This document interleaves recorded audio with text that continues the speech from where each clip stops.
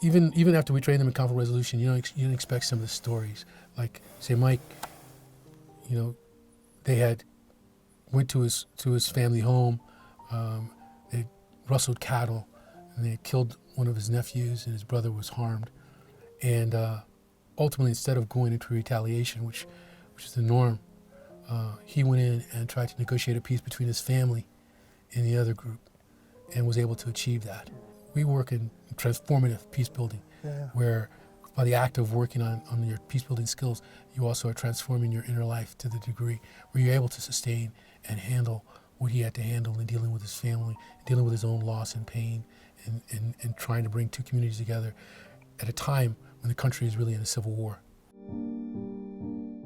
Forest Whitaker, thank you very much indeed for spending time with us here in Davos, and many congratulations on your Crystal Award for your work in peace and reconciliation, particularly in your foundation, the Whitaker Peace and Development Initiative. So thank you for being here. It's great to be here. Can you tell us a little bit more about what you've done at the foundation and some of your recent successes? Oh, sure. The foundation is a conflict resolution. Is oriented towards peace building and community building or development. And we train youths in conflict resolution, computer technologies, life skills, which is trauma work, and development or entrepreneurship. We have also work at the POCs, at the Protection of Civilian Camps. We're in the Protection of Civilian Camps in Juba.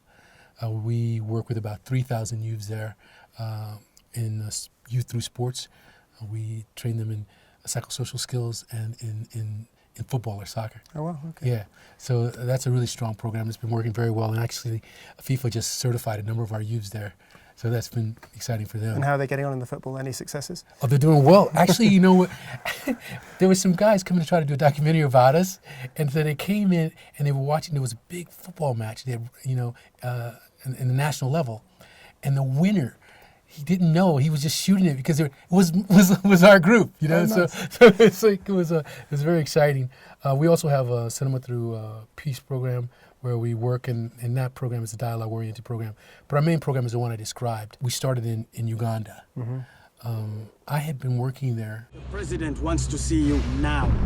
You are British. I'm Scottish. Scottish? Why didn't you say so?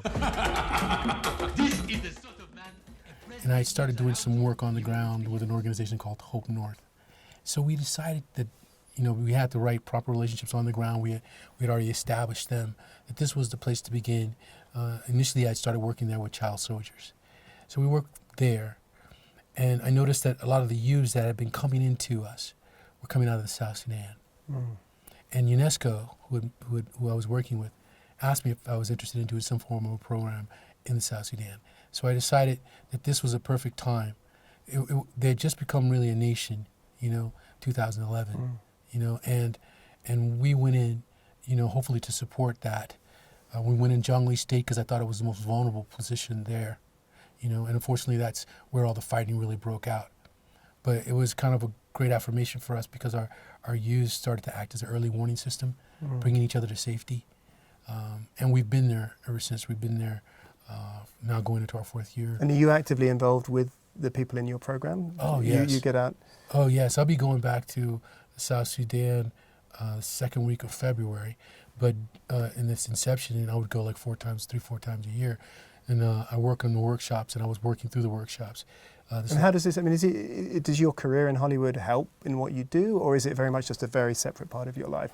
When you're on the ground in certain places, they don't even know much about your work at all. Like in a place like where we've been working in South Sudan, they don't have even a lot of electricity, let alone access to things. But I think when it comes to, I'm a special envoy for peace and reconciliation for UNESCO. When it comes for some of the policy issues, some of the larger issues in dealing with the government and things of that nature, I think that's very helpful. Right. And I think initially they were interested in my work probably because they knew who I was and they saw some of the work. They asked me to go to the UN and present some of the work, and it started to roll that way. Can you give me any concrete examples of real successes, whether it's in Uganda or South Sudan, that you can whether it's individuals or specific situations that will kind of give a better sense of what's actually been achieved? Sure. In Uganda, we have a number of people doing some great work. We have one youth, Simon, who was an ex-child soldier, who now has opened up these electrical stores and outlets. And he started to train youths in the community to build up more stores, to franchise out and to give them an opportunity to benefit the same way he does. At the same time, we have Sissy who has started these hair salons, and she as well started to train other girls and other people in that. And in South Sudan, we've had a number of successes. One of our youths was made the president of the youth union. One became a member of parliament. Wow. In this last, I think it was a month or so back, one of our youths was able to talk the army to leave out of a school in order to let the kids go back to go back to their education and stuff.